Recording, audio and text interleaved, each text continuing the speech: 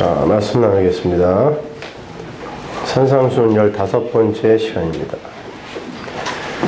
가늠하는 이들이여 오른 눈을 뽑고 오른손을 찍어라.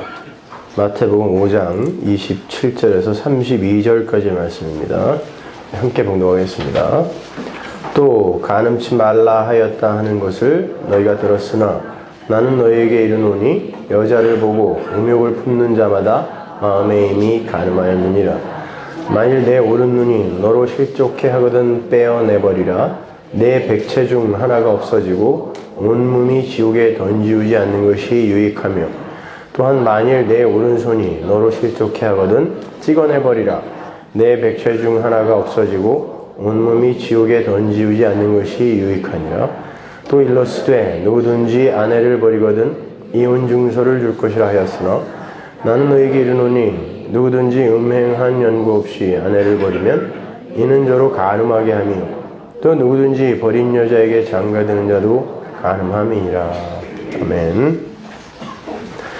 사람들이 성경을 이해하는 데 있어서 아주 위험한 방법을 크게 둘만 이렇게 말씀을 드려보자면, 그 하나가 문자적 해석, 성경을 그냥 피상적으로만 보는 문자적 해석이고, 그 두 번째가 초월적 태도입니다. 전자는 세대주의자들처럼 성경을 문자 그대로 해석을 해서 모든 성경 말씀을 이 역사와 인생에 대입하고 적용하려 하는 그런 방법이고요.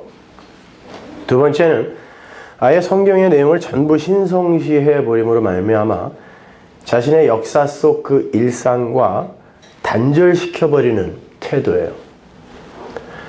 전자의 해석 방법을 지지하는 이들의 그 공통 분모는 성경 안에서 자신들의 입장에서 유리한 그 접점을 찾을 수 있는 그 경우의 수를 찾아 헤매는 이기성입니다. 그래서 자기에게 유리한 쪽으로 성경을 끌어들이게 돼요. 반드시. 예를 들어서 나치의 만행을 정당화하기 위해 나타났던 전쟁 신학의 슬로건이 그러했고, 국가나 회사가 국민이나 노조 측의 집단적 행동을 범법으로 몰아붙이는 데에도 상위 권세에 복종하라 라는 이런 성경 구절들을 인용하는 것을 봐도 인간들의 문자적 성경 적용은 다분히 이기적이라 할 수 있습니다. 그건 어쩔 수 없는 인간의 악마적 본성인 거예요. 그렇게 문자주의는 철저한 인본주의적 해석으로 기울어질 수밖에 없어요. 후자의 경우는 하나님의 말씀을 아예 신성화시켜버림을 해서 그것이 신성한 초월자의 가르침이라는 그 터부를 씌워서 그것은 우리가 지켜야 하는 게 아니라 그것을 제정하신 그 신성의 그 그늘 아래서 숨어 회개하고 기도하는 것만으로 해소될 수 있을 것이라는 그 결말로 마무리 지으려 하는 거예요. 그게 후자의 태도예요. 간단히 말해서 성경은 우리의 일상과 일상 속의 행함에 아무런 영향을 미치려 하지도 않고 미칠 수도 없는 것이라는 그런 체념으로 위장된 불성실함의 방법이에요. 다른 말로 영지주의적 해석이죠. 정말 그럴까요? 하나님께서 마치 지옥의 야차처럼 무시무시한 채찍을 들고 내 말 안 들으면 다 지옥 보내버릴 거야, 이렇게 우리에게 던져놓으신 것이 성경일까요? 이거 다 안 지키면 너네 다 죽여버릴 거야, 다 지옥 보낼 거야, 이게 성경일까요? 아니면 신성의 톱으로 철저하게 인간과는 단절되어 주어진 것이 성경이겠습니까? 그럼 지금 예수님은 산 위에서 도대체 뭘 하고 계시는 거예요? 산 위에서 그 예수님의 말씀을 듣고 있는 제자들은 또 뭐냐고요, 그러면요. 산 위로 하나님 아들의 가르침을 듣기 위해 따라 나선, 모든 것을 버리고 따라 나선 제자들에게 예수님께서 그들이 도저히 지킬 수도 없으며 접근할 수도 없는 그런 신성의 울타리를 치고 단지 자신의 초월적인 신성을 과시하기 위해서 지금 위와 같은 말씀을, 산상순의 말씀을 이렇게 남발하고 계시는 건가요? 야구르지 이렇게? 둘 다 아닙니다. 하나님의 말씀은 문자적 해석 혹은 알레고리한 해석 정도로 분화될 수 없는 차원을 갖고 있는 거예요. 예수께서는 지금 산 위에서 그런 종류의 해석학의 문제를 말하고 있는 게 아니라 그 계명의 완성이요, 그 성취의 중심인 생명으로서의 자신의 그 정체성, 생명으로서의 예수, 그 자신의 정체성을 밝힘과 동시에 이제 새로운 그 창조의 시면에서 다시금 생명의 그 외부, 울타리 밖, 생명의 울타리 밖, 그 외부를 기웃거리지 않게 만드는 그러한 참된 영성의 성장을 위한 메시지를 화두로 던지고 계시는 거예요.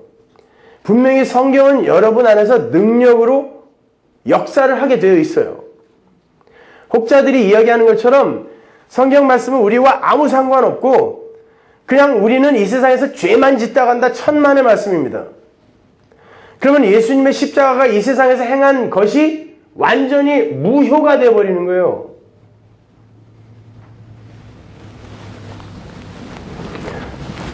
오해하지 마세요. 저는 지금 말씀의 영향력을 세상 사람들이 말하는 사람다운 사람 되기의 촉매제 정도로 말씀을 드리는 게 아니에요. 그런 정도의 영향력이 아니란 말입니다. 말씀을 통하여 하나님을 알고 사람을 알고 하나님 나라를 알아가면서 그 알면서 나오는 세계관의 변화, 그 세계관이 변하면 당연히 가치관이 변하겠죠. 그리고 그 가치관에 의해서 나의 행동 양식이 결정된단 말입니다. 바로 그러한 지향성, 방향성에 관한 이야기를 하는 거예요. 그러한 관점에서 오늘 본문의 간음과 이혼의 문제를 공부해 보자는 말입니다. 오늘은 제가 개괄적 접근을 해서 전체적인 그림을 그려드리고 다음 시간에 한 절 한 절 자세하게 풀어드리도록 하겠습니다. 성경을 예수 그리스도와 십자가를 중심으로 읽고 계신 분들은 금방 이 구절들이 단순한 간음과 이혼 등의 그런 사회 문제에 관한 금원이 아니라는 걸 아실 거예요. 아니, 예수님이 그 귀한 시간에 고작 그러한 사회 문제에 관한 이야기를 금원으로 던지고 가셨겠냐 말입니다. 함무라비 법전에 이미 나와 있는 거를. 제가 지난 시간에 말씀드렸다시피 예수님은 지금 산 위에서 10계명의 뒷부분을 설명하고 계시는 거예요. 1계명부터 5계명까지는 하나님이 그걸 주시면서 설명을 붙이시죠. 10계명을 읽어보면. 근데 6째 계명부터는 제목만 이야기하고 끝난단 말입니다. 그걸 지금 예수님이 산 위에 올라가서, 역시 산 위죠. 신의 산, 예수님이 지금 말씀을 산상수훈을 설파하는 그 예수님이 산 위에서 지금 그 10계명의 6번째 계명부터 제목만 붙어있는 그 것들을 설명을 붙이고 계시단 말이에요. 그러니까 지금 그 10계명, 계명, 율법은 예수님이 완성하시는 거잖아요. 그러니까 하나님이 계명을 주시고 그걸 완성해내시는 예수 그리스도, 성자 예수 그리스도가 이 땅에 내려오셔서 그걸 완료시켜서 설명해내고 계시는 거예요. 그리고 그걸 십자가에서 완료시키는 거란 말입니다. 그런 관점으로 그걸 보시란 말이에요. 십계명의 모든 항목은 한 가지 내용으로 수렴이 돼요. 뭐겠어요? 인간들아, 니들 하나님 아니야. 내가 하나님이야. 그러니까 우상 섬기지 마라. 이거예요. 그 10가지 내용이 다. 인간들아, 니네들 하나님 아니야. 니네 선악 갖다 먹고 하나님처럼 됐다고 착각하고 있지?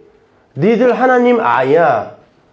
십계명에서 말하는 우상은 여러분입니다, 여러분. 나예요, 나. 있지도 않는 바알, 아세라 이런 거 아니라고요. 인간들아, 니네들 하나님 아니야. 정신 차려. 이게 십계명이 담고 있는 내용이란 말입니다. 그래서 우상 섬기지 마라. 내 이름 망령되이 불러서는 안 된다. 안식일을 거룩하게 지켜라. 내가 너희의 아버지니까 나를 공경해라. 이게 5계명까지의 내용이에요. 그렇게 하나님의 섬김에 관한 내용이 앞서고 그렇게 하나님만을 섬기고 찬송해야 하는 하나님의 백성들이 이 세상 역사 속에서 하나님만을 의존하고 섬기기 위해서는 어떻게 해야 하는지를 설명하는 게 살인하지 말라로 시작되는 산상수훈이란 말입니다. 그래서 제가 지난 시간에 설명해드린 살인에 관한 말씀을 단순히 사람을 죽이는 거 이런 정도가 아니라 예수라는 사람, 인자를 죽인 나에서 출발해서 풀어봤던 거고 그렇게 나에 의해 살해당하신 예수라는 인자가 나를 품어 안고 온전한 생명으로 오직 은혜로 나를 살려내셨다는 것을 믿어서 이제 다시는 그분의 십자가의 죽음을 모독하지 않는 삶을 사는 게 그걸 믿지 않고 또다시 그 죄에 허우적거리면서 죄책감이나 느끼고 이러면 또 예수를 죽이는 거잖아요. 그럴 때 예수님이 하시는 말이 뭐겠어요? 살인하지 마. 나 죽었잖아 벌써. 이 얘기란 말이에요. 도륙하지 마라는 단어거든요. 그 단어가. 그게 살인하지 말아라. 형제에게 욕하지 말아라. 형제는 예수밖에 없잖아요. 그런데 바리새인들 율법주의 이 인간 세상이 예수를 욕했다니까요. 십자가까지 쫓아가가지고 나가라고 했단 말이에요. 이 밥통아. 그리고 형제와 그 형제와 화해하라. 이 내용들이 전부 예수 그리스도와 우리와의 관계에 있어서 주어지는 내용이란 말이에요. 단순히 형제 보고 밥통이라고 그러지 마. 그럼 지옥 보낼 거야. 진짜 그래요, 여러분? 이 중에서 형제한테 욕먹고 고소해 본 적 있어요? 누가? 그러면 경찰한테 가서 욕먹어요. 바빠 죽겠는데 그런 거 갖고 와가지고 고소한다고. 근데 성경이 그런 얘기 하겠냐고요. 단순히 형제에게 욕하는 것도 살인이니까 욕마저도 삼가하도록 노력해야 한다 이런 교훈은 아니란 말입니다. 근데 마음에서 막 꿈틀거리면서 용솟음 치는 그 욕은 어떻게 할 거예요? 하나님은 그것도 보신다니까요. 성경은 행위화되어서 겉으로 드러난 것만을 죄라고 규정하지 않아요. 그래서 산상수훈을 보면 전부 마음을 후벼 파는 거예요. 그것도 죄라고. 행위화되어 나타난 거와 그 마음에 있는 것과 동일하게 취급하신다니까요. 지금 속으로 그런 게 어딨어? 그런 게 여기 있어요. 그게 성경이라니까요. 근데 인간들은 절대 거기에 동의하지 않아요. 자기들이 수고하고 노력해서 해낼 수 있는 것 그거는 절대 놓치려고 하지 않는다니까요. 왜 예수께서 자꾸 인간의 마음속까지 후벼 파서 이것도 죄고 저것도 죄고 저것도 죄다 이렇게 지적하시는지 아십니까? 하나님은 존재론적 차원에서의 근본적인 죄를 지적하시는 거예요. 존재 자체가 그 죄인 자들이 아주 죄의 결정체인 자들이 죄 아닌 걸 내어놓겠다고 열심을 부리면서 나 잘하고 있지요 하고 이렇게 하나님이 흉내를 내고 있는데 하나님이 어찌 그냥 그걸 두고 보시겠냐고요. 그래서 성령을 보내서 아주 그냥 집요하게 죄가 뭔지 심판이 뭔지 의가 뭔지를 끝까지 가르쳐내고 마는 거예요. 진짜 죄가 뭔지 알아? 이렇게. 그래서 성도만, 성령 받은 성도만 그 죄 때문에 아주 지긋지긋한 그 죄 때문에 이 고통스러운 삶을 살게 된다니까요. 다른 이들은 죄가 뭔지를 몰라요. 그냥 단순히 그러한 어떤 사회법, 도덕윤리 이런 거 어긴 거 이런 것만 죄인 줄 안다니까요. 지난 주일에도 말씀드렸던 것처럼 하나님은 율법까지도 동원하셔서 인간들이 간과하고 있고 감추어 두고 있는 죄까지도 폭로해 내시는 분이에요. 그래야 은혜 앞에 항복을 할 수 있으니까요. 여러분 잘 생각해 보십시오. 잡초를 제거할 때 뿌리 윗부분만 벌초를 하면 그 자리에 잡초가 다시 납니까 안 납니까? 또 나죠? 저는 위에만 자르면 되는 줄 알고 군대 가갖고 그거만 뜯었다가 하여튼 뒤지게 맞았어요. 뿌리 안 뽑았다고. 근데 가보니까 진짜 또 나 있어요. 그래서 잡초인가 봐요.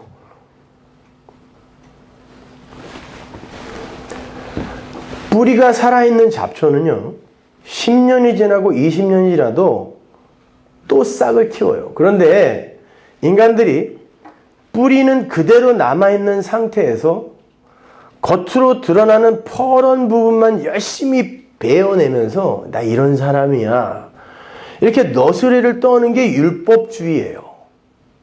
그렇게 윗부분을 잘라내고 10년 동안 파란 잡초가 안 났다고 쳐봐요. 근데 11년째 되는 해에 파란 잡초가 잠깐 싹을 틔웠어요. 그래서 가갖고 얼른 또 잘라버렸어요. 그렇다고 그 뿌리가 죽은 겁니까? 성경은 그걸 지적하는 거예요.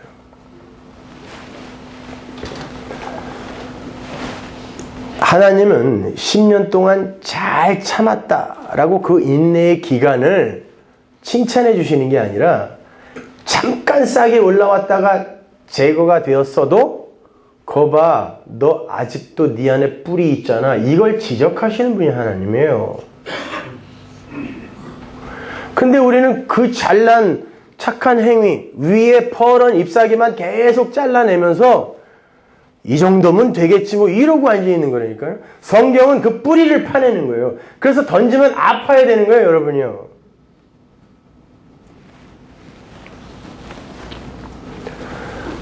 그래서 행위의 단돌이만이 율법 지킴이라고 오해하고 있는 사람들에게 마음의 부분까지를 예수님이 계속해서 지적해 내시는 거예요. 예를 들어 볼게요. 재물을 탐하지 말라. 돈을 사랑하는 것이 일만하게 근본이다가 성경의 진술이죠. 이 말씀을 잘 알고 있는 어떤 사람이 아침에 그 구절로 큐티를 한 후에 그래 절대 돈을 사랑하지 말자 하고 결심을 하고 밭에 일을 하러 나갔습니다. 한참을 밭에서 일을 하다 보니까 쟁기에 뭐가 걸렸어요. 그래서 보따리를 끌어내 보니까 돈이에요. 100억이 넘어요. 실제로 전북 김제인가요? 거기에서 도박 사이트를 운영하던 어떤 사람이 그 돈을 어떻게 할 줄을 몰라갖고 마늘밭에다가 감춰놨었죠? 110억. 5만원짜리로 빳빳한 걸로 밭을 갈다가 그게 나왔어요. 근데 아침에 큐티했거든요. 돈을 사랑하니 일만하게 근본이다. 그래서 겨운 게 싫고 경찰서로 갔어요. 왜냐면 나는 그리스도인이거든요. 아무리 내 눈앞에 100억이 있고 주인이 없는 돈이라 할지라도 나는 오늘 아침에 큐티를 해서 은혜를 받았기 때문에 경찰서에 갖다 줘야 된다. 그러고 가는 거예요. 근데 가는 도중에 인건비가 없어서 갈아엎은 배추밭이 생각나요. 올해 대학에 들어가서 아주 그냥 가문의 영광이 된 아들의 대학 등록금, 지금 그거 구하러 전전긍긍하며 아르바이트하는 아들이 생각나요? 병원에 가셔야 되는데 돈이 없어서 못 가는 어머님이 생각납니다. 그때 뒤돌아보면서 야, 저거에 100분의 1만 있어도 내 문제는 다 해결될 텐데 하고 저거에 100분의 1이 내 돈이었으면 하고 잠깐 마음을 먹었습니다. 그러다가 에이 아니지, 그래도 내 거 아니니까 경찰서에 갖다 줘야지. 갖다 줬습니다. 하나님은 그 사람을 의인이라 그럴까요? 천만의 말씀입니다, 여러분. 그 사람 안에 들어있는 욕심, 그게 행위로 나왔던 안 나왔던 하나님은 그걸 따지시는 게 아니라 여전히 그 안에 뿌리로 남아있는 뭔가가 지금 그 안에 있기 때문에 잠깐이라도 욕심이 생긴 거란 말이에요. 하나님은 그걸 끄집어내시는 분이라니까요. 100억을 여러분이 가져도 돼요. 솔직히 아무도 안 보고 마늘밭에서 100억이 나왔는데 그거 누가 경찰서에 다 갖다 주냐고. 그런 말하면 꼭 나만 나쁜 놈 되는데 그 욕심 안 나요? 그러면 그게 그 100억을 다 먹은 거나 똑같은 거라는 거예요. 성경의 진술은. 1원 한 장 손 안 댔어도 뒤돌아보면서 잠깐 아이고 저거 내 돈이었으면 하는 그 마음이 100억을 다 먹은 거와 똑같은 죄라는 거예요. 이게 율법주의와 인본주의에게는 이해가 안 가는 항목이에요. 그죠? 근데 성경의 진술은 정확히 그렇게 이야기를 하고 있다니까요. 그리고 묻는 거예요. 그건 어떻게 해결할 거야? 이렇게 하나님이요. 그건 어떻게 해결할 거야? 그때 우리는 십자가로 갈 수밖에 없는 거예요.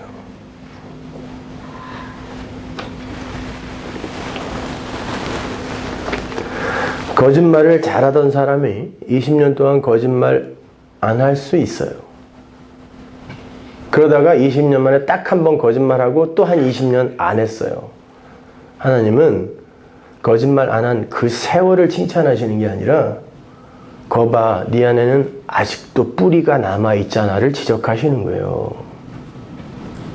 성도는 그 소리를 들어요. 성도만. 자기가 살아낸 나머지 시간을 기특하게 여기지 않아요. 그래서 성도가 괴로운 거예요. 사도 바울이 거짓말을 뭐 이렇게 많이 했겠습니까? 뭐 간음을 했겠습니까? 도둑질을 했겠습니까? 근데 왜 죄인 중에 괴수라고 그래요? 자기를. 죄인 중에 괴수라는 건 죄인의 우두머리라는 거거든요. 내가 마귀 새끼라는 그런 뜻이에요, 여러분. 뭔 죄를 그렇게 졌길래. 성도의 자인식이 결국은 그리로 가는 거라니까요. 그래서 내게 예수가 필요하구나로 가는 게 성도의 신앙생활의 목적지란 말입니다. 그렇다면 이제 간음하지 말라, 마음에 음욕을 품은 것도 간음이다 라는 이 말이 단순히 마음으로라도 음욕을 품으면 돌에 맞아 죽어야 하는 간음을 하는 거니까 마음까지도 다스려라 라고 체근하는 게 아니라는 걸 우리가 쉽게 알 수 있죠. 마음까지도 완벽하게 제어할 수 있는 능력을 가진 인간은 하늘 아래 단 한 사람도 없으니까요. 오히려 주님은 그 말씀을 통해서 너희는 간음한 자들이고 간음하고 있는 자들이다 라는 걸 선언하시는 거예요. 만일 이 말씀이 문자 그대로의 육체적 간음에 관한 경고라면 우리는 유곽이나 사창가에 가서 복음을 전할 수 없어요. 그리고 이혼한 사람은 교회에 오면 안 되죠. 그렇잖아요. 하나님께서 이토록 철저하게 금한 걸 마음으로라도 지으면 안 된다라고 한 그것을 저질러버린 그 사람들을 어떻게 교회 안으로 끌어들여요? 어떻게 그 사람들에게 복음을 전합니까? 이게 문자적으로 그 이야기라면. 그냥 당신들은 반드시 지옥 갈 거니까 대충 살다가 지옥 가. 그래야죠, 그러면. 근데 어떡합니까? 예수님은 죄인을 부르러 왔다 그러셨어요. 난 의인 부르러 오지 않았다. 난 죄인 부르러 왔다 라고 말씀하셨단 말입니다. 자, 이 딜레마를 한번 차근차근 해결해 보자는 말이에요. 우리가 간음이나 이혼의 문제를 논하기 위해서는 먼저 성경이 정의하는 혼인에 관한 이야기를 알고 있어야 되겠죠? 성경이 이야기하는 혼인이 뭔지를 알아야 성경이 금하는 간음이나 이혼이 뭔지를 알 거 아니에요. 성경에 등장하는 최초의 혼인 장면이 창세기에 나오죠. 창세기 2장으로 한번 가볼게요. 21절. 여호와 하나님이 아담을 깊이 잠들게 하시니 잠들매 그가 그 갈빗대 하나를 취하고 살로 대신 채우시고 여호와 하나님이 아담에게서 취하신 그 갈빗대로 여자를 만드시고 그를 아담에게로 끌어오시니 아담이 가로되 이는 내 뼈 중에 뼈요 살 중에 살이라 이것을 남자에게서 취하였은즉 여자라 칭하리라 하니라. 이러므로 남자가 부모를 떠나 그 아내와 연합하여 둘이 한 몸을 이룰지로다. 이게 혼인이에요. 아담과 그 아내 두 사람이 벌거벗었으나 부끄러워 아니하니라. 구약 성경에서 잠이라는 건 종종 죽음을 메타포하는 개념이라 그랬죠. 죽음을 비유하는 거란 말이에요. 열왕기서 같은 책 보면 왕들이 죽었을 때 왕들이 잠들었다 이렇게 이야기하잖아요. 그 단어가 똑같은 단어예요. 죽음이 잠이 죽음을 그렇게 메타포한단 말이죠. 그게 창세기 2장의 그 아담의 잠이 갖고 있는 내용이거든요. 죽음. 예수님께서 부활하셨을 때 잠자는 자들의 첫 열매가 됐다 그랬죠. 거기서도 그 잠이 죽음이잖아요. 그러니까 히브리 사람들의 잠이라는 건 죽음을 가리키는 거란 말이죠. 이렇게 남자의 죽음을 통해 남자의 것을 재료로 하여 여자의 것은 아예 없죠. 없음이에요. 남자가 잠들기 전에 여자는 없음이에요. 그죠? 남자의 것을 재료로 하여 거저 탄생하게 되는 게 신부죠. 그래서 남자가 이쉬이고 여자가 이쏴예요. 이쏴는 이쉬, 남자에게서 나온 자란 뜻이에요. 그러한 신랑이 신부를 어떻게 인식하죠? 살 중에 살이요, 뼈 중에 뼈라 그러죠. 너는 나다라는 뜻이에요. 너는 나다. 그 말은 신부의 존재를 신랑 안으로 몰입시키는 차압의 선언이에요. 너는 나다라는 건 나 없으면 너는 존재일 수도 없는 자였다라고 그 존재를 몰수해버리는 거예요. 그래서 너는 내 살 중에 살이고 내 뼈 중에 뼈라고 이야기하는 거예요. 신랑의 신부 인식이 그래요. 그건 너는 나 없이는 절대 존재할 수 없다는 창조주의 말이에요. 그 신랑의 말은 그 둘 사이에는 부끄러움이 없어요. 그렇죠? 신부가 아무리 부끄러운 짓을 해도 신랑이 다 품어요. 왜? 신랑이 창조해낸 게 신부거든요. 그래서 부끄러움이 없는 거예요. 그래서 거기에 벗었으나 그들이 부끄러워하지 않더라라는 거예요. 이게 하나님 앞에서의 우리의 모습이어야 되는 거예요. 원래가. 전적인 의존이요 신뢰예요. 그래서 부끄러움이 없어요. 여러분이 혹시 예수를 믿고 죄를 지었어요? 그때 여러분이 물론 죄책감 같은 거 안 들면 그건 인간도 아니지만 금방 복음으로 돌아와서 그래도 하나님이 이걸 내 부끄러움으로 안 봐주신다면서요 이리로 가야 되는 거예요. 그냥 머리 쥐어뜯으면서 어떻게 그럴 수 있니? 계속 그러다 보면 유다 되는 거예요. 그래 내 죄는 내가 책임진다. 목매다는 거죠. 그게 마귀라니까요. 그게 부끄러움이 없는 거예요. 내 신랑의 사랑은 나의 그 어떤 약점과 허점도 다 품어안는 엄청난 사랑이라는 걸 아는 거, 요걸 화목이라 그래요. 그게 전적인 의존이요 신뢰인 거예요. 그런데 이 창세기의 신부 탄생의 이야기 안에 예수 그리스도의 십자가 사역이 예시가 되어 있어요. 남자가 부모를 떠나 여자와 한 몸이 되는 일, 그 일을 통해 혼인잔치가 완성될 것이다 라는 언약이 그 안에 지금 들어가 있죠. 창세기 2장에. 여기에서 남자는 아담이고 여자는 하와예요.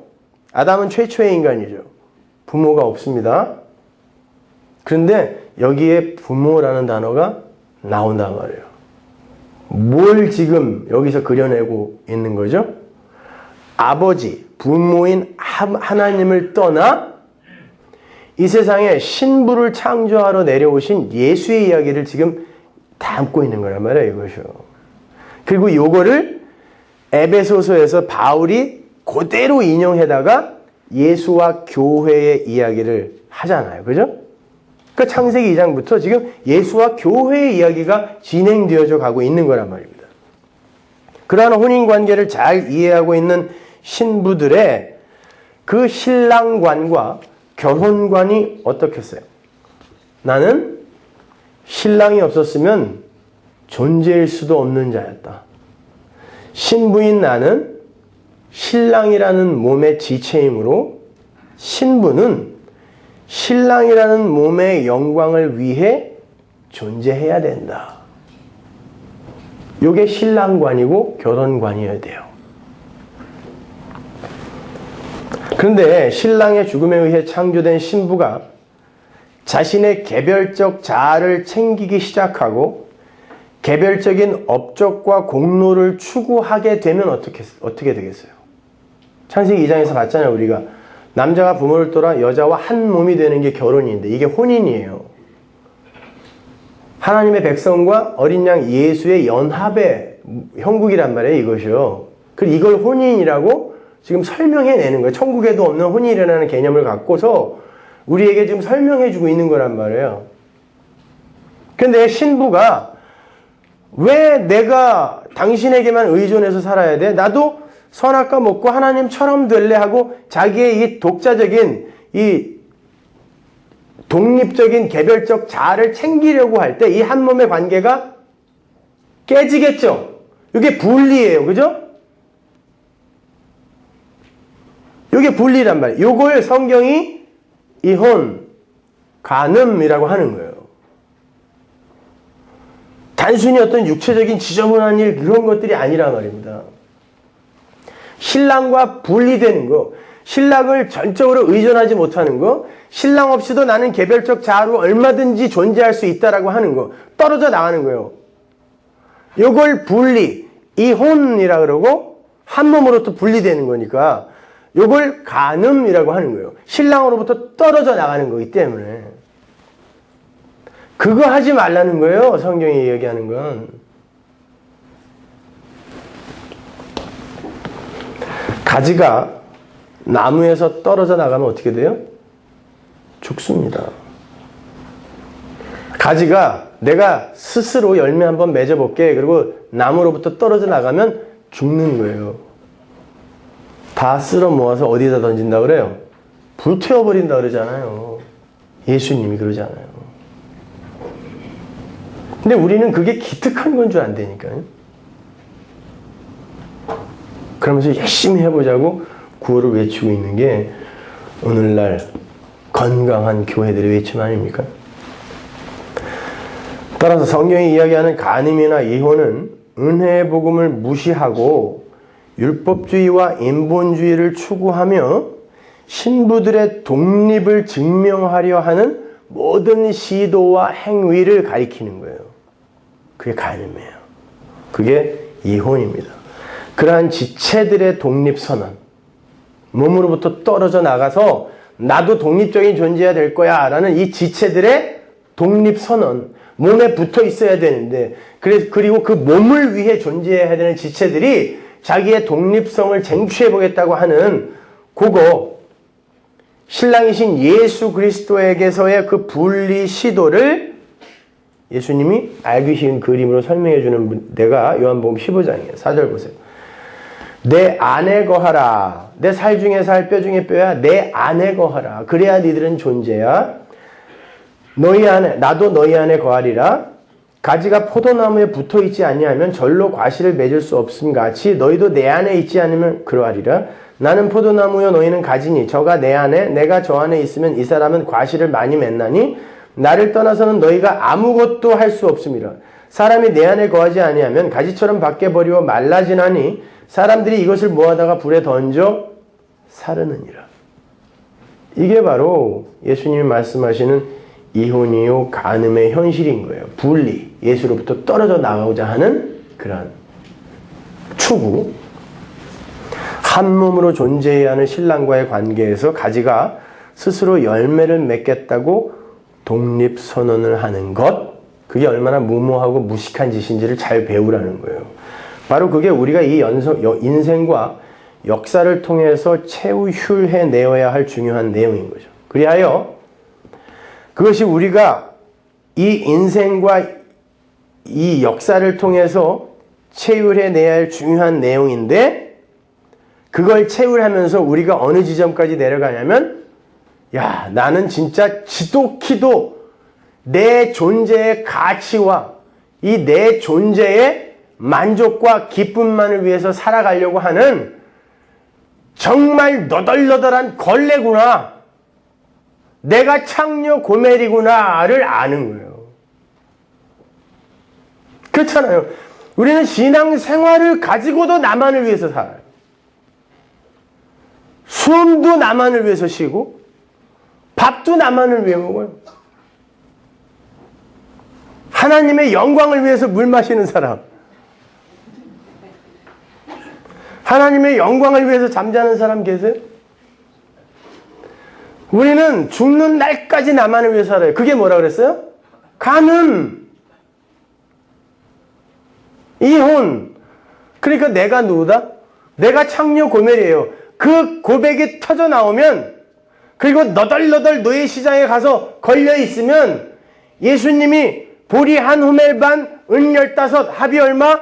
은 30으로 살아가는 거예요. 이게 호세아 성거예요. 호세아의 다른 이름은, 헬라어 이름은 예수. 근데 여러분이 그 자각을 하냐고요. 성경을 배우면서 여러분이 그리로 내려가셨어요? 아니면은 여러분의 가치를 더욱더 훌륭하게 만드는 데 창념하셨습니까? 말씀 잘 지켜서 다른 사람보다 더 나은 사람 되자고 했지, 그 말씀이 내 안에 들어와서 나를 폭로해내는 건 내가 견딜 수가 없었잖아요. 근데 성경이 우리에게 요구하는 거, 하나님이 우리에게 요구하는 건 그 반대의 일이란 말입니다.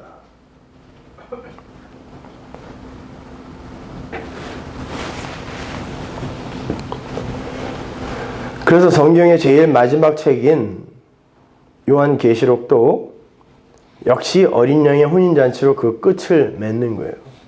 우리는 이 세상에서 음녀, 바벨론으로 폭로되어 버리고 예수께서 신랑이 세마포 갖고 그 걸레를 찾아가는 거예요. 그래서 혼인잔치로 시작된 성경이 창세기 2장부터 혼인잔치로 끝나는 거예요.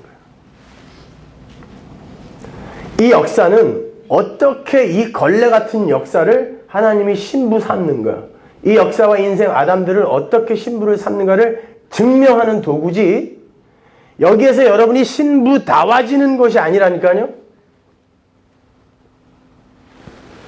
계시록 19장 7절 보세요. 우리가 즐거워하고 크게 기뻐하여 그에게 영광을 돌리세.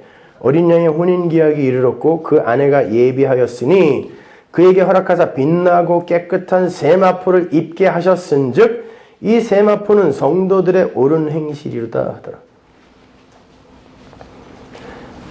창세기부터 이 요한계시록까지의 이 혼인잔치 기간, 그 안에 그 기간을 뭐라 그래요? 7절에서 신부의 예비기간이라고 그러죠.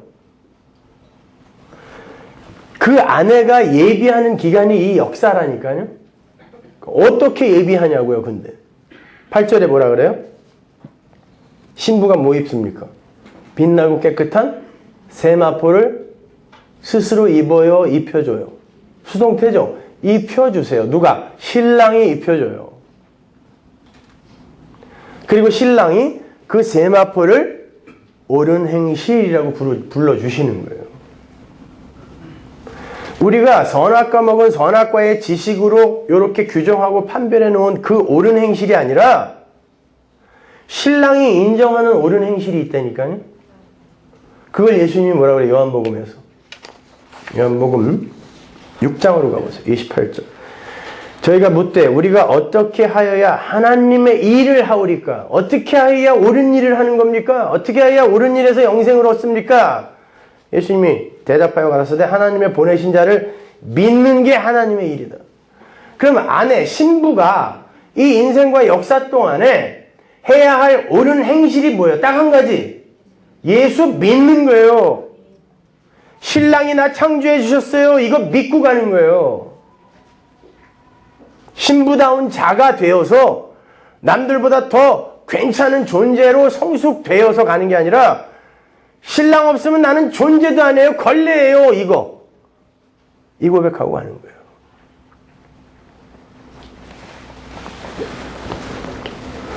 바로 그 신부들이 입어야 할 세마포, 옳은 행실, 믿음, 그거 없으면 혼인잔치 못 들어가요. 이렇게 성경은 맨 앞과 맨 뒤가 혼인잔치라는 사건으로 막혀 있고 그 안에 혼인잔치를 강화하고 설명하는 내용으로 꽉 차 있는 거예요. 이걸 인클루지오 구조라고 그랬죠. 양쪽에 빵이 이렇게 앞뒤로 되어 있고 그 가운데 속, 이 속이 양쪽의 빵을 강화하고 설명하는 거예요. 그러니까 다 혼인잔치에 관한 이야기예요, 이것이요.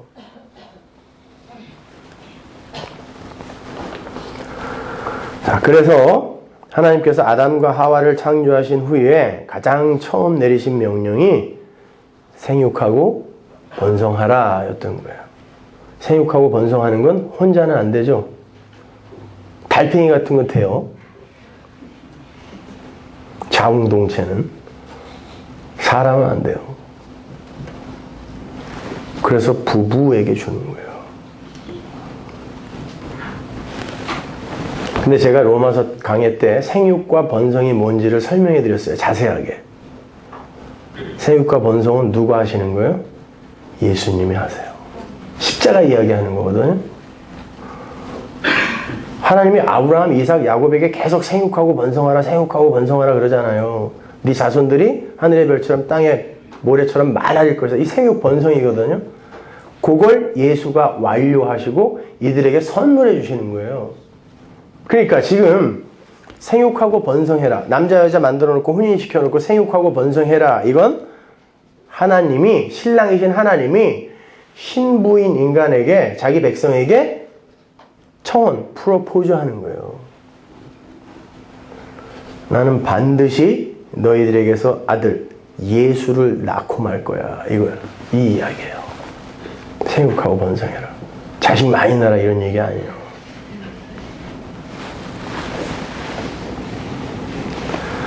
하나님의 청혼. 나는 반드시 너와 결혼할 거야. 그리고 반드시 예수를 낳을 거란다. 그게 호사에서 나와요. 호세아서 2장 19절. 내가 네게 장가들어 영원히 살되 의와 공변됨과 은총과 긍휼히 여김으로 네게 장가들며 진실함으로 네게 장가들리니 네가 여호와를 알리라. 내가 너에게 장가들면 네가 여호와를 알 거야. 여호와는 구원자 하나님의 다른 이름이죠. 네가 여호와를 알 거야. 제가 지난 주일날 그 알다, 야다라는 단어가 뭐라 그랬죠? 동침. 아담과 하와가 동침하면 애가 이 단어예요. 알다예요. 야다예요. 똑같은 단어거든요. 동침은 뭐라 했어요? 연합이에요. 연합. 부부간의 연합처럼 연합. 나는 너에게 장가들어서 너를 내 신부로 연합시켜버리기 때문인 거죠. 그죠? 그게 생육하고 번성하라라는 말입니다. 그런데 그 신부가 자기의 처음 자리를 잊어버리고 그래야 진짜 하늘의 신부가 되는 건데 하나님 안으로 연합되어서 하나님 안으로 함몰되어 들어가는 거예요. 생명 안으로 함몰되어 들어가는 게 성도의 구원인데 지가 거기서 나와서 독자적인 독립적인 개체성을 자기가 수호하겠다고 그리고 구축해 가겠다고 하는 게 이혼이란 말이에요. 그게 간음이란 말입니다. 그러니까 하나님은 우리와 혼인하여 하나님과 연합시켜 내시기 위해 이 역사를 창조한 거고 우리는 이 역사 동안에 하나님이 나를 끌어당기지 않으면 나는 하나님을 떠나 간음하고 하나님과 이혼하여 불살라질 수밖에 없는 지옥의 땔감일 수밖에 없는 자구나 이렇게 깨닫는 거예요. 그래서 그 하나님만 붙드는 거예요. 그걸 기독교라고 해요. 그렇게 한 놈이었던 하나님으로부터 신랑으로부터 독립선언을 하고 불화가 생기고 이혼하고 간음을 하게 되어 불화가 생기게 되면 부끄러워지죠.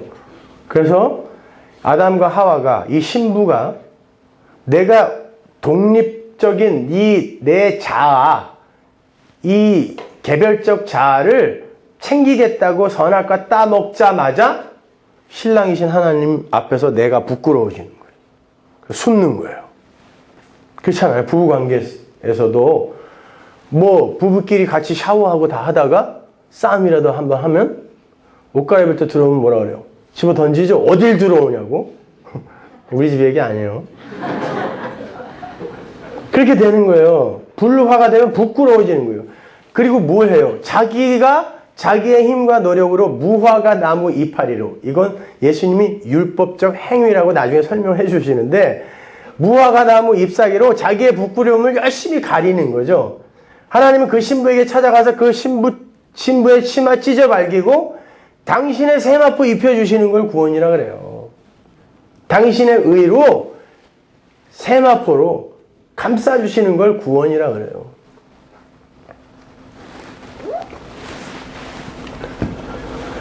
자, 그렇게 부부간의 그 한몸됨의 그 화목, 어린 양과 교회의 혼인잔치의 이야기를 사도 바울이 에베소서에서 이렇게 설명합니다. 에베소서 5장 22절.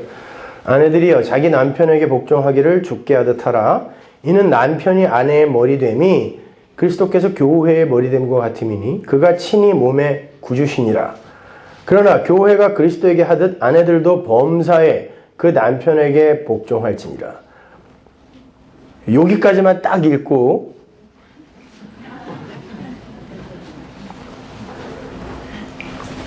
그 아내를 그냥 닥달하는 사람들 있죠.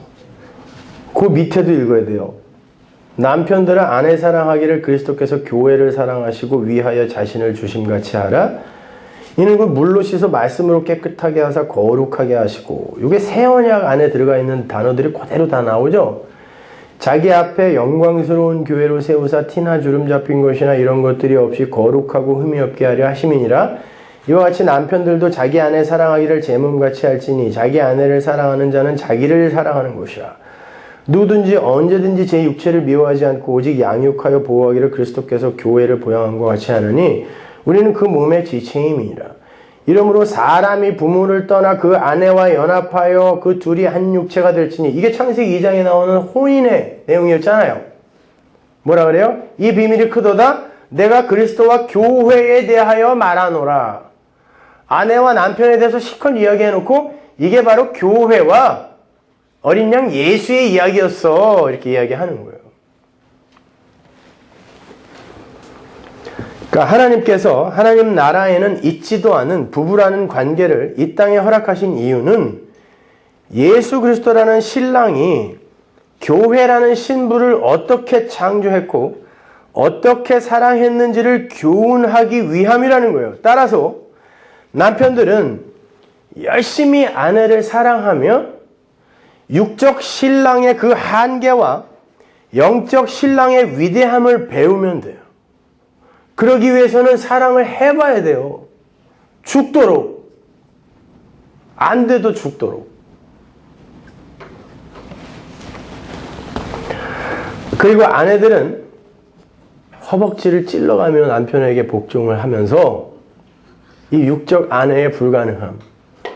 야, 이런 거를 이혼시키지 않고 데리고 살아주는 우리 남편이 정말 감사하구나. 이렇게 자기의 한계를 깨닫고, 그럼에도 불구하고 나를 영원히 꼭 붙들어 절대 이혼하지 않겠다고 하시는 예수의 은혜를 배우는 거예요. 그러기 위해서는 양쪽의 쌍방이 최선을 다해야 돼요. 상대방에게. 그렇게 해봐야 진짜 그 예수를 찬송할 수 있게 돼요. 그게 이렇게 힘든 거였구나. 힘드시죠? 사는 건. 그래야 예수의 은혜를 깊이 깨달아요. 잘 가고 계시는 거예요. 복도 지지도 없이 어떻게 저런 걸 만나가지고 그러지 마세요. 그분 때문에 은혜를 더욱더 깊이 깨닫게 된다는 걸 잊지 마시고. 자, 자취하고, 이렇게 성경이 말하는 간음의 본질적 의미는 하나님의 생명 차원을 땅의 차원에 배설하거나 혼합하는 영적 불경건의 상태를 말하는 거예요. 따라서 성도가 그러한 영적 간음의 상태에서 그 고통에서 벗어나기 위해서는 하나님의 생명 차원으로의 몰입이 선행되어야 되는 거예요. 성경 말씀이 율법이 되고 규범이 되고 윤리가 되고 도덕이 되어버리면 그 말씀을 지켜내고자 하는 의지와 행위가 구원의 필수 요건이 된다라는 그런 잘못된 인식으로 빠져들게 돼요. 그러면 내가 또 나의 독자성을 쟁취하려고 하고 증명하려고 하고 구축하려고 해요. 성경이 그렇게 내가 해내야 할 어떤 것으로 보이게 되면 여러분은 그 성경을 통해 가늠하게 된다니까요. 그리고는 이혼하게 되는 거예요. 그래서 그렇게 그 말씀을 잘 지키려고 했던 그 신부 예루살렘에게 예수님이 예루살렘아 예루살렘아 내 신부야 내 신부야 그거 아니야 그거 아니야 이렇게 눈물을 흘리면서 외치셨던 거예요. 예루살렘아 예루살렘아 그거 아니야. 따라서 성도에게는 성경 말씀을 더 이상 지켜내야 할 규범이나 심판과 정죄의 근거로 보는 게 아니라 우리의 존재론적 그 완료의 현실을 읽어내요.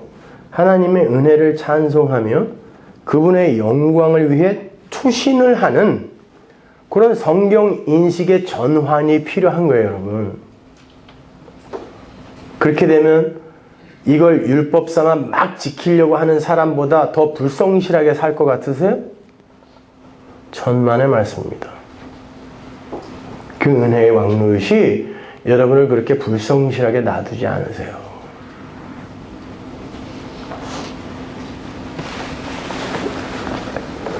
그래서 성경에 보면 간음한 여인의 그 이야기가 마치 시내산에서의 그 율법 수여 장면 있죠? 그거에 이렇게 데칼코마니 뭔지 아세요? 딱 접으면 여기다 물감 묻혀서 이렇게 반 접어서 딱 접으면 똑같은 그림 나오는 것처럼 그렇게 그려지고 있는 거예요. 간음한 여자의 이야기 어디에 나오죠? 요한복음 8장에 나오죠. 가볼까요? 요한복음 7장 53절 마지막 절부터 읽어볼게요. 거기부터 괄호가 쳐 있거든요. 간음한 여인 끝까지가. 다 각각 집으로 돌아가고 예수는 감람산으로 가시다. 아침에 다시 성전으로 들어오시니 백성이 다 나오는지라 앉으사 저희를 가르치시더니 서기관들과 바리새인들이 간음 중에 잡힌 여자를 끌고 와서 가운데 세우고 예수께 말하되 선생이여 이 여자가 간음하다가 현장에서 잡혔나이다. 모세는 율법에 이러한 여자를 돌로 치라 명하였거니와 선생은 어떻게 말하겠나이까? 저희가 이렇게 말하면 고소할 조건을 얻고자 하여 예수를 시험함이로라. 예수께서 몸을 굽히사 손가락으로 땅에 쓰시니 저희가 묻기를 마지 아니하는지라. 이에 일어나 가라사대 너희 중에 죄 없는 자가 먼저 돌로 치라 하시고 다시 몸을 굽히사 손가락으로 땅에 쓰시니 저희가 이 말씀을 듣고 양심의 가책을 받아 어른으로 시작하여 젊은이까지 하나씩 하나씩 나가고 오직 예수와 그 가운데 섰는 여자만 남았더라. 예수께서 일어나사 여자 외에 아무도 없는 것을 보시고 이르시되 여자야 너를 고소하는 그들이 어디 있느냐? 너를 정죄한 자가 없느냐? 대답하되 주여 없나이다. 예수께서 가라사대 나도 너를 정죄하지 아니하노니 가서 다시는 죄를 범치 말라 하시니라. 요한복음 7장의 내용은 예수님께서 예루살렘의 그 옛성전에 들어가셔서 그 옛성전이 대표하고 있는 유대인들의 율법과 절기를 부수시는 내용이 7장이에요. 그리고 요 다음에 간음한 이야기, 여자의 이야기가 붙어 있는 거예요. 요 간음한 여자의 이야기에서 간음과 예수님이 산상수훈에서 말하는 간음과 같은 단어거든요. 지금 간음한 여자의 이야기, 우리의 이야기예요, 이것이. 이걸 잘 이해하면 간음하지 말라가 뭔지가 분명해진단 말입니다. 예수님께서 7장에서 안식일을 부수시고 할례의 진리를 설파하시면서 초막절을 부정해버리세요. 이스라엘의 율법, 절기를 부정해버리는 거예요. 그리고는 초막절에 유대인들이 행하던 예식을 부정하시면서 내가 생수다 라고 이야기하세요. 그게 7장이에요. 내가 생수다. 초막절에는 거대한 초 2개를 성전에다가 세워놓고 빛이에요. 이게 빛. 인공으로 지들이 만드는 빛. 그리고 물을 열심히 길어다가 계속 제단에 부었거든요. 그러니까 예수님이 그러는 거예요. 내가 빛이야. 내가 물이야. 내가 생수야. 그렇게 율법으로 니들이 아무리 인공적인 빛, 인공적인 생수 만든다 할지라도 너희들 그걸로 절대 구원 못 받아. 이야기하시는 거예요. 내가 생수야. 그래서 초막절에 올라가서 내가 물이다. 그러는 거예요. 내가 생수다. 내가 니들 살릴 수 있는 거야. 율법이 니들 살리지 못해. 이야기하시는 거예요. 율법을, 옛성전을 부정해버리는 거란 말입니다. 자, 그런데 그들은 여전히 율법과 성전 그리고 그들의 행위만을 의지하고 있었죠. 이걸 뭐라 그래요? 신랑이신 예수를 떠나 지들이 자기의 독자적인 개별적 자아를 챙기는 걸 간음, 이혼이라고 했어요. 그러니까 열심히 간음하고 있고 지금 이혼한 상태에 있는 게 7장의 이 유대인들의 모습이란 말이에요, 이것이요.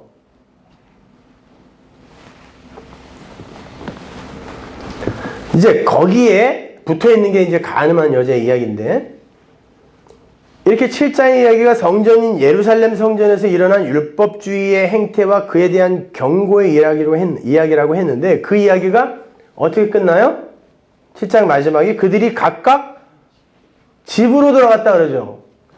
여기서 각각이라는 단어 헤카스토스는 everyone이에요. 그리고 오이코스, 이 단어는 집이라는 단어로 많이 알고 계시지만 이게 사람의 집, 우상의 집, 우상의 신전이라는 뜻이죠. 자, 열심히 안식일을 지키고 열심히 옛성전에 올라가서 종교행위를 했고 절기를 지켰어요. 율법을 지켰어요. 그리고는 그들이 각각 돌아가는데 어디로 돌아가요? 우상의 신전으로 각각 돌아가더라는 겁니다. Everyone.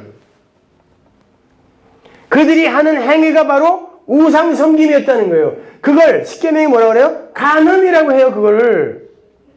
하나님을 사랑해야 되는 자들이 우상을 섬기고 우상의 신전으로 결국 돌아가 버리는 걸 간음이라고 그래요. 그래서 여기에 간음한 여자의 이야기가 붙어 있는 거예요. 에피소드로. 각각 자기의 집으로 돌아가는데 그 우상의 신전으로, 옛 성전에, 그게 실체예요. 그게. 돌아가는데 예수님은 어디로 가세요? 감람산으로 가신대요. 감람산은 성읍 동편산, 어디서 봤어요? 에스겔서에서 봤죠. 하나님의 영광이 옛성전에서 떠나 어디로 가요? 성읍 동편산으로 가서 다시 43장에서 동쪽으로 다시 돌아와요. 새 성전으로. 그리고 그 사이에 성전 청량의 이야기가 들어가 있죠. 뭐 읽어봤어요. 그 이야기 하는 거예요, 지금요, 이게. 그래서 예수님이 그들이 각각 우상의 신전, 오이코스로 everyone 갔는데, 예수님이, 참성전이신 예수님이 옛성전을 떠나서 감람산으로, 성읍 동편산으로 가셨다가 다시 성전으로 돌아오는 거예요. 에스겔서의 그 이야기, 새 성전을 하나님이 새로 창조하시고 이걸 청량하여 야, 보기 참 좋구나 하신 다음에 다시 그 안으로 들어가 버리시는 그 사건을 내가 지금 설명해 줄게. 내가 옛성전에서 참성전인 내가 어떻게 그 옛성전이 부수어져야 하는지를 내가 설명해 줄게. 그리고 너희들은 어떻게 내 신부가 되는 건지 설명해 줄게가 간음한 여자의 그 이야기란 말이에요. 한번 읽어보죠. 1절부터 보세요. 예수는 감람산으로 가시다. 아침에 다시 성전으로 들어오시니 백성이 다 나오는지라 앉으사 저희를 가르치시더니 서기관들과 바리새인들이 간음 중에 잡힌 여자를 끌고 와서 가운데 세우고 예수께 말하되 선생이여 이 여자가 간음하다가 현장에서 잡혔나이다. 모세는 율법에 이러한 여자를 돌로 치라 명호했거니와 선생은 어떻게 말하겠나이까. 저희가 이렇게 말하면 고소할 조건을 얻고자 하여 예수를 시험함이로라. 예수께서 몸을 굽히사 손가락으로 땅에 쓰시니 저희가 묻기를 맞이하냐는지라. 이에 일어나 가라사대 너희 중에 죄 없는 자가 먼저 돌로 치라 하시고 다시 몸을 굽히사 손가락으로 땅에 쓰시니 저희가 이 말씀을 듣고 양심의 가책을 받아 어른으로 시작하여 젊은이까지 하나씩 하나씩 다가가고 오직 예수와 그 가운데 서는 여자만 남았더라. 예수께서 일어나사 여자 외에 아무도 없는 것을 보시고 이르시되 여자여 너를 고소하던 그들이 어디 있느냐? 너를 정죄한 자가 없느냐? 대답하여 주여 없나이다. 예수께서 가라사대 나도 너를 정죄하지 아니하노니 가서 다시는 죄를 범치 말라 하시니라. 제가 왜 이걸 두 번씩 읽었냐면 바로 요 이야기 안에 구원의 이야기 전체가 녹아 들어가 있어요. 이 이야기만 여러분이 잘 이해하시면은 절대 어디 가서 다른 이야기에 흔들리지 않을 수 있어요. 자, 맨 위에 1절, 2절의 이야기를 에스겔서에서 한번 찾아보자고요. 에스겔서 11장 23절 보세요. 여호와의 영광이 성읍 중에서부터 올라가서 옛 성전이에요. 성읍 동편산에 머물고 감람산입니다. 주의 신이 나를 들어 하나님의 신의 이상 중에 데리고 갈대아에 있는 사로잡힌 자 중에 이르시더니 내가 보는 이상이 나를 떠난지라. 그 후에 그가 나를 데리고 문에 이르니 곧 동향한 문이라. 이스라엘 하나님의 영광이 동편에서부터 오는데 하나님의 음성이 많은 물소리 같고 땅은 그 영광으로 인하여 빛나니 그 모양이 내가 본 이상 곧 전에 성읍을 멸하러 올 때 보던 이상 같고 그발 하숫가에서 보던 이상과도 같기로 내가 곧 얼굴을 땅에 대고 엎드렸더니 여호와의 영광이 동문으로 말미암아 전으로 들어가고 성신이 나를 들어 데리고 안뜰에 들어가시기로 내가 보니 여호와의 영광이 전에 가득하더라. 자, 여호와의 영광. 여러분 안에 그 여호와의 영광이 가득하죠. 성령이 여러분 안에 계시니까 가득한 거예요.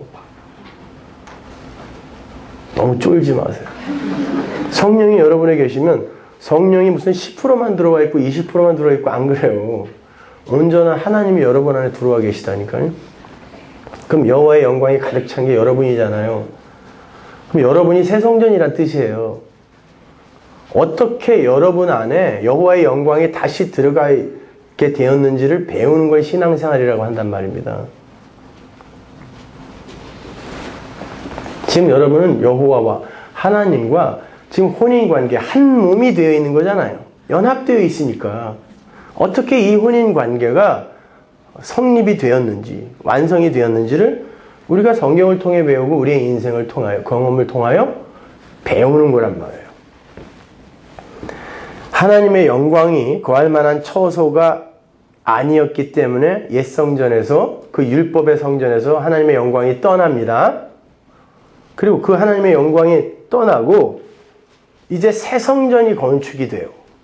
근데 새 성전이 건축이 되는데 성전을 청량하는 어떤 이가 나타나요. 그러더니 성전을 자세하게 청량을 해요. 진짜 하나님이 지으라는 치수대로 그 재료대로 지어졌나? 이렇게 하나하나 청량을 해요. 그리고는 완벽하게 지어졌네. 그러자 하나님의 영광이 들어가서 영원히 떠나지 않는 거예요. 그러면 그 청량, 도대체 우리의 인생 속에서 그 청량은 어떻게 일어나겠냐 말이에요. 요한계시록에 가면 그 에스겔서의 성전 청량 사건이 조금 더 우리가 알기 쉬운 단어들로 기록이 되어 있어요. 반복돼요. 거기 한번 가볼까요?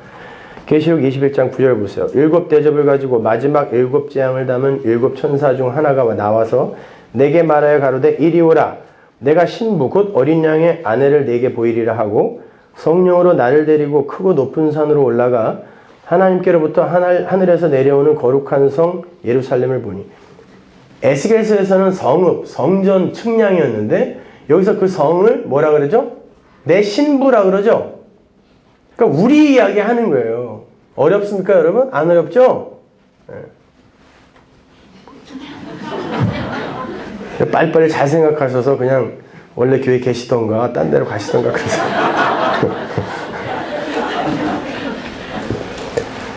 신부라 그래요, 여기서는. 내 신부야 그래 놓고 그게 거룩한 성 예루살렘이라 그래요. 근데 어떤 예루살렘? 새 예루살렘이라 그래요.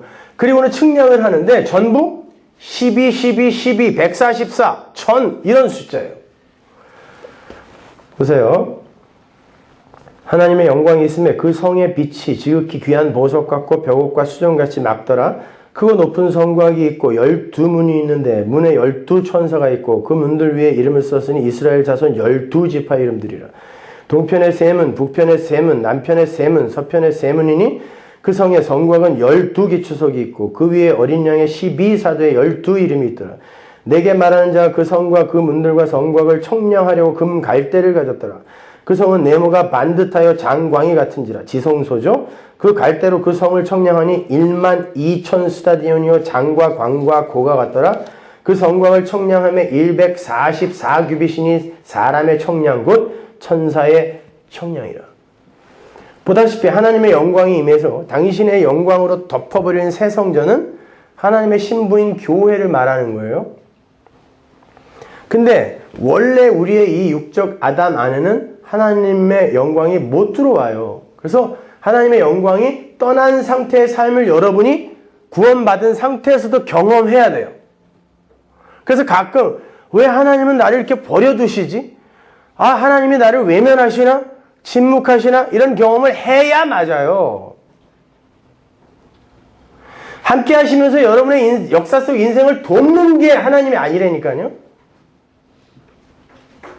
여러분의 인격을 둬야 하고 여러분의 삶이 다른 이들에게 칭찬받는 상태로 이렇게 성숙되어지는데 하나님이 돕는 게 하나님의 일이 아니라 하나님의 영광이 떠나면 니들은 어떤 지경에 처해지게 되는지를 한번 경험하고 그 영광이 돌아왔을 때 너희들이 어떤 존재로 높여지는지를 경험하여 내 은혜를 의지하라. 내 이 생명 속으로 함몰되어 들어오라는 거예요.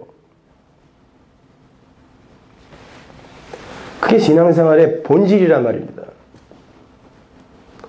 그렇게 그 신부가 진짜 하나님의 영광이 들어가서 연합되어질 하나님의 그 신부의 자격이 있는지를 이렇게 판별하는 게 성전 청량이잖아요. 근데 성전을 청량했더니 전부 뭐예요? 12 곱하기 12 곱하기 12 곱하기 10 곱하기 1000 그거 12 곱하기 12에서 144 계시록 7장 14장 이런 데 가면은 그래서 그 신부를 뭐라 그래요? 14만 4천이라고도 이야기하는 거예요. 그래서 여호와의 증인들아 이런 애들이 이야기하는 것처럼 14만 4천 명만 이렇게 구원받고 이 이야기 아니라니까요. 어디서 그런 무식한 소리를 하고 있어요. 그 12가 뭐예요? 하나님의 아들의 수라 그랬잖아요. 야곱의 12아들. 그래서 예수님이 12살에 아들로 옛 성전을 참성전인 그 하나님의 아들이 12살에 그 성전에서 그 옛 성전을 부수는 장면이 나오는 거예요. 12래. 11살도 아니고 13살도 아니고 12래.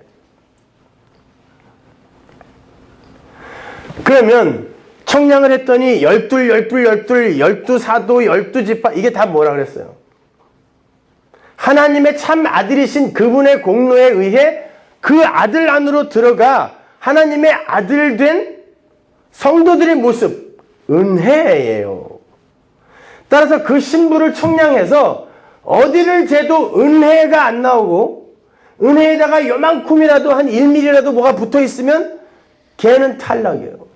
하나님의 영광이 거기 못 들어간단 말입니다. 그래서 여러분이 이 세상에서 그 은혜를 붙드는 자가 되는 거지 거기에다가 뭘 보태는 자가 되는 게 아니란 말이에요.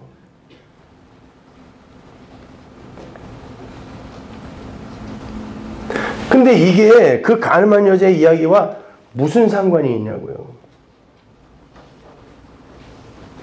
그렇게 오직 은혜로만 지어진다라는 건 아담 안에서 은혜로 거저 탄생된 하와가 남편이 내 살 중에 살, 내 뼈 중에 뼈라고 했을 때 맞습니다. 당신 없으면 저는 생겨나지도 못한 존재입니다. 라는 이 관계, 이걸 의의 관계라 그래요.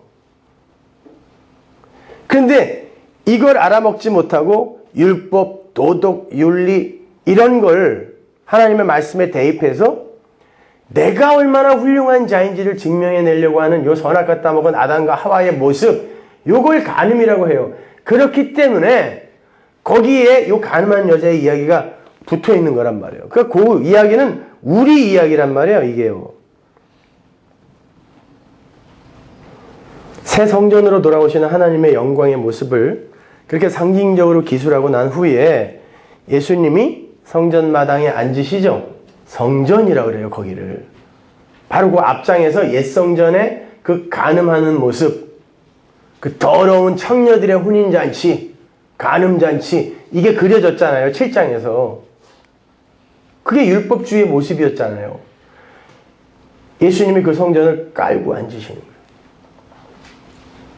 이제 부수겠다는 거죠. 그랬더니 그 율법주의자들이 간음한 여자를 하나 끌고 와서 모세의 율법 7계명으로 들이대죠. 간음한 여는 돌로 쳐서 죽이라 그랬는데 죽여야 됩니까? 라고 묻습니다. 율법으로 예수께 나오는 거죠. 그게 7장에서의 유대인의 모습이었잖아요. 그걸 그대로 그리는 거예요. 그래? 예수님은 간음한 여자, 그 여자와 똑같은 영적 간음자들, 그 율법주의자들의 모습을 직시하신 분이에요. 보셨어요. 근데 그들은 율법주의 안에 들어있는, 인본주의 안에 들어있는 이들은 자기가 지금 간음을 하고 있는 자라는 걸 절대 못 알아먹어요. 그렇기 때문에 육체적 간음한 여자 하나를 때려 죽이면서 나는 아니다라는 걸 지금 증명하려고 하는 거거든요. 근데 실제로는 이 율법주의가 간음이에요. 진짜 하나님이 금하는 간음이에요, 이게. 근데 모르는 거예요. 하나님이 땅에다, 흙에다가 친히 뭘 쓰시죠.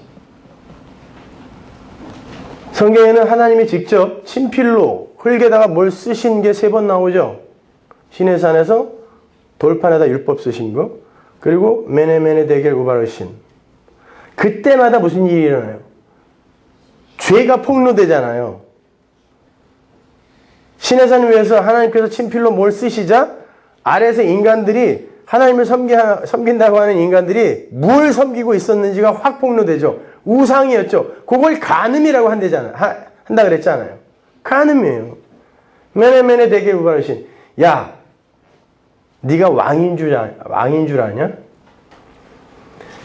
네가 아무리 왕 노릇하려고 이 세상에서 왕 되려고 애를 써봐도 하나님의 저울에 달아보면 너는 그냥 죽어야 할 자야. 죄가 폭로됩니다. 그리고 심판이 일어나요. 첫 번째 10계명 돌판에서도 심판이 일어났잖아요. 마찬가지고요. 하나님이신 그분이 흙에다가 뭘 쓰시죠. 그리고는 죄 없는 놈 있으면 손들어. 아무도 안 들어. 첫 번째 돌판이 내려오는 거죠. 죄 없는 놈 손들어. 아무도 안 들어요. 그런데 은혜가 가입하지 않은 인간들은요, 자기의 죄가 폭로되면 그 은혜 속으로 함몰되어 들어가는 게 아니라 그 은혜를 피해서 도망가게 돼 있어요. 나를 감춰야 되거든요. 그게 은혜 받지 못한 자들이에요. 다 도망가는 거죠. 그리고 두 번째 돌판이 내려오죠. 근데 출애굽기에 보면 그 두 번째 돌판이 내려오기 전에 모세의 중보의 모습이 딱 들어가 있어요. 바로 그 앞에, 사이에, 그죠? 첫 번째 돌판이 딱 내려왔더니 하나님을 섬긴다고 하는 그들이 하나님의 이름을 부르는데 결국 그들의 마음속에서 그들이 섬기던 하나님은 자기들에게 풍요를 약속해주는 나를 위한 금송아지였어요. 그걸 우상이라고 그러고 그걸 간음이라고 그런다고 그랬잖아요. 그때 심판이 일어나고 3,000명이 도륙당하는 거예요. 다 죽는 거예요.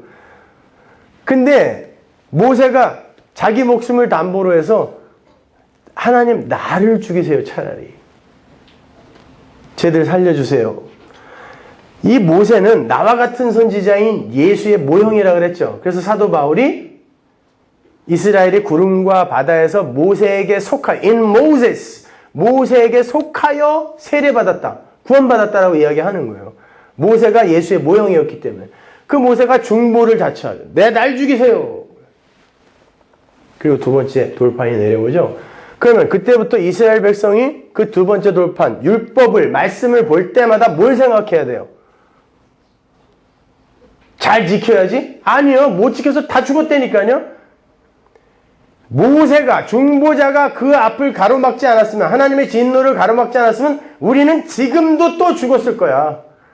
야, 감사하다. 이리로 가야 되는 게 두 번째 돌판, 말씀의 진일이란 말이에요. 그것이. 그걸 먼저 배워야 되는 거예요. 우리는요.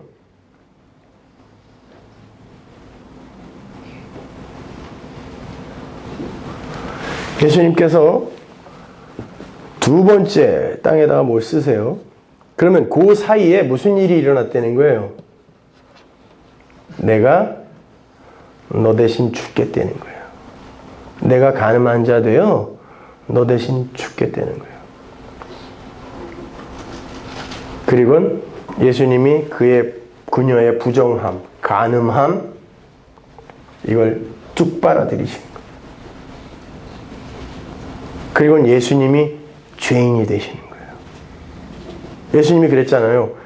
이 중에 죄 없는 놈 손들어, 죄 없는 놈이 정죄해봐라. 그랬더니 다 도망갔어요. 근데 예수님이 나중에 뭐라 그래요? 나도 너를 정죄하지 않는다 라고 이야기하죠. 그 말은 예수님이 죄인이 되어버리신 거예요. 그 여자 때문에. 그리고는 가서 다시는 죄를 짓지 마 그러죠. 그 죄가 뭐겠어요? 예수님이 말씀하시는 그 간음일 거 아니에요. 그럼 무슨 죄를 짓지 말라는 거예요? 내가 너를 정죄하지 않는데 다른 사람들이 너를 정죄한다고 해서 네가 신랑이 내 앞에서 부끄러워한다면 내가 한 일, 그 십자가 진 일이 뭐가 되겠니? 그럼 너는 여전히 그들과 함께 간음하는 거야. 내가 너를 이렇게 용서했으니 가서 이제 죄 짓지 마. 가갖고 다른 남자랑 또 자면 죽여버릴 거야. 이 얘기가 아니라니까요. 오늘 산상수훈에서 간음하지 말라가 그 이야기 하는 거예요. 산상수훈의 내용 전체가 뭐였어요? 예수의 은혜예요. 십자가라니까요. 도덕과 윤리, 여러분에게 이 땅에서의 어떤 사회적 규범, 이런 거 교훈하는 그런 내용이 아니란 말이에요.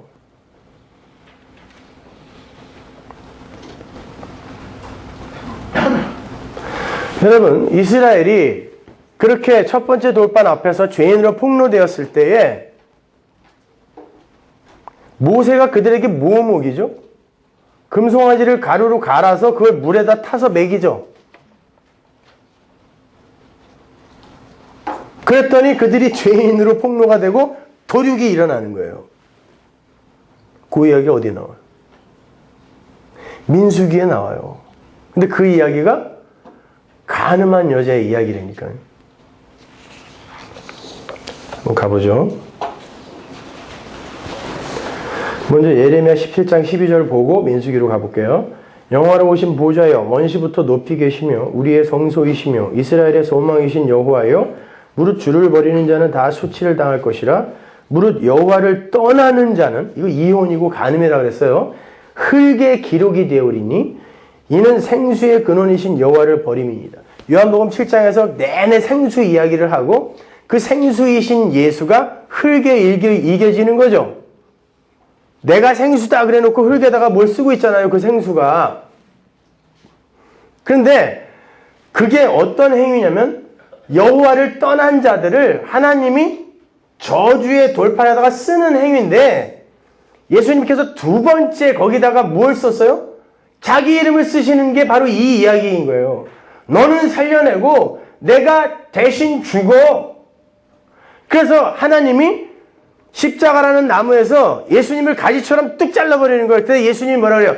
하나님 어떻게 나를 버리시나이까 그러잖아요. 이혼당하는 거예요. 예수님이 부정한 자가 되는 거예요. 우리의 간음을 먹어버리시는 거란 말입니다. 그래서 우리가 예수의 정결한 신부가 되는 거예요. 우리가 뭐가 잘나서가 아니라. 민수기로 가보세요. 5장 11절 여호와께서 모세에게 일러 가라사대 이스라엘 자손에게 고하여 그들에게 이르라. 만일 어떤 사람의 아내가 실행하여 남편에게 범죄하여 타인과 정결을 하였으나 그 남편의 눈에 숨겨 드러나지 아니하였고 여자의 더러운 일에 증인도 없고 그가 잡히지도 아니하였어도 보세요.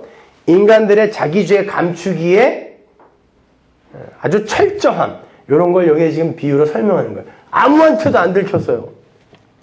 근데 그걸 폭로해내는 방법이 있다니까요. 그 더러워짐을 인하여 남편이 의심이 생겨서 그 아내를 의심하든지 또는 아내가 더럽히지 아니하였어도 그 남편이 의심이 생겨서 그 아내를 의심하거든 그 아내를 데리고 제사장에게로 가서 그를 위하여 보리가루 에바 10분지 1을 예물로 드리되 그것에 기름도 붓지 말고 유향도 두지 말라. 이는 의심의 소재여 생각하게 하는 소재니 곧 죄악을 생각하게 하는 것이니라. 제사장 그 여인으로 가까이 오게 하여 여호와 앞에 세우고 톡에 거룩한 물을 담고 거룩한 물. 이 거룩한 물을 요한복음 7장에서 뭐라 그러죠? 생수. 이것은 곧 성령이니라 그러잖아요. 그죠? 자, 거룩한 물을 담고 성막 바닥에 티끌을 취하여 물에 넣고 여인을 여호와 앞에 세우고 그 머리를 풀게 하고 생각하게 하는 소재물 곧 의심의 소재물을 그 두 손에 두고 제사장은 저주가 되게 할 쓴 물을 자기 손에 들고 여인에게 맹세시켜 그에게 이르시기를 네가 네 남편을 두어 실행하여 사람과 동침하여 더럽힌 일이 없으면 저주가 되게 하는 이 쓴 물의 해독을 면하리라. 그러나 네가 네 남편을 두고 실행하여 더럽혀서 네 남편 아닌 사람과 동침하였으면 제사장이 그 여인으로 저주의 맹세를 하게 하고 그 여인에게 말할지니라. 여호와께서 내 넓적다리로 떨어지고 내 배로 부어서 너로 내 백성 중에 저주거리 맹세거리가 되게 하실지라. 이 저주가 되게 하는 이 불이 내 창자에 들어가서 내 배로 붓게 하고 내 넓적다리로 떨어지게 하리라 할 것이요 여인은 아멘하면 할지니라. 제사장이 저주의 말을 두루마리에 써서 그 글자를 그 쓴 물에 빨아놓고 여인으로 그 저주가 되게 하는 쓴 물을 마시게 할지니 그 저주가 되게 하는 물이 그의 속에 들어가서 쓰리라. 제사장이 먼저 그 여인의 손에서 의심의 소재물을 취하여 그 소재물을 여호와 앞에 흔들고 가지고 단으로 가서 그 소재물 중에서 기념으로 한 움큼을 취하여 단 위에 소화하고 그 후에 여인에게 그 물을 마시울지라. 그 물을 마신 후에 만일 여인이 몸을 더럽혀서 그 남편에게 범죄하였으면 그 저주가 되게 하는 물이 그의 속에 들어가서 쓰게 되어 그 배가 부으며 그 넓적다리가 떨어지리니 그 여인이 그 백성 중에서 저주거리가 될지니라. 간음한 여인에게 거룩한 물과 성전 바닥에 티끌을 섞어서 마시우게 하면 그 여인이 간음한 여자면 티가 나요. 몸이 부어요. 그죠? 아니면 근데 우리가 요한복음의 간음한 여인의 이야기에서 생수이신 거룩한 물이신 예수가 흙에 이겨져서 그 여인에게 주어졌습니다. 잘 생각해 보세요. 거기에 남아서 예수의 신부가 된 여자는 딱 한 여자예요. 근데 그 여자는 자타가 공인하는 죄인이었죠. 어디 갈 데가 없어요. 예수님의 그 은혜 밖으로 한 발짝이라도 움직여서 이탈을 하면 돌에 맞아 죽어요. 그걸 아는 여자니까 어디로 못 가는 거예요. 내가 죄인인데 나는 나가면 맞아 죽을 그런 더러운 걸레인데 내가 예수님을 떠나 어디로 갑니까? 여러분, 그 예수라는 거룩한 예수, 그 예수가 우리의 죄를 다 짊어지셨다는 그 십자가의 복음을 사람들에게 던지면 나는 그래도 살만해. 그래도 열심히 노력해서 나는 하나님이 원하는 그런 자리에 갈 수도 있을지 몰라 하고 자기의 더러운 모습을 감추고 일단 감춰야 되니까 도망가는 자들은 죽는 거예요. 그걸 마시고 맞아요. 예수님이 이렇게 이 저주의 티끌 같은 이 흙 같은 없음이 나에게 부어지지 않으면 어떻게 내가 그냥 그 흙에 머물지? 흙에 물이 부어져야 존재가 되고 조형물이 되잖아요. 예수라는 생수가 없이 내가 어떻게 있음의 자리에서 하나님의 신부가 언감생심 어떻게 신부가 되겠습니까? 요 사람이 살아나는 거예요. 그래서 말씀을 던져보면 여기 민수기에 보면 말씀을 그 물에 빨아서 넣는다 그러죠. 그게 복음이라면 말씀이란 말이에요. 던져서 주면 내가 간음한 자가 맞습니다 라는 그 자만 살아 올라오는 거예요. 여러분, 우리도 지금 구원을 얻었다고 하면서도 역시 그 예수만 전적으로 의지하지 못하잖아요. 내 몸뚱아리뿐만이 아니라 내 자식, 내 부모, 내 가족, 그건 인지상정이거든요. 내 마음에 있단 말입니다. 근데 성경은 그걸 간음이라고 하기 때문에 그거 하지 말라는 게 아니에요. 그 속에서 예수의 은혜, 그게 없었으면 나는 큰일 날 뻔했구나, 이거 배우면 되는 거예요. 그래서 여기에 네 눈이 범죄하면 오른 눈을 뽑아라, 네 손이 범죄하면 오른손을 찍어라 라고 이야기하는 거예요. 어디서 나온 거죠? 선악과 사건에서 보고 손으로 만지려고 했잖아요. 우리에게, 간음하고 있는 우리에게 너희들 이걸 알았으면 이제 아담과 하와 같은 그런 죄는 짓지 말아야 되지 않겠니? 니들이 어딜 하나님처럼 되어서 하나님 앞에서 독립성을 주장하려고 그래. 찍어! 그러는 거예요. 뽑아! 그러는 거예요. 어저께 밤에 포론을 봤으니까 오늘 양쪽 다 뽑아야지, 이런 얘기가 아니에요.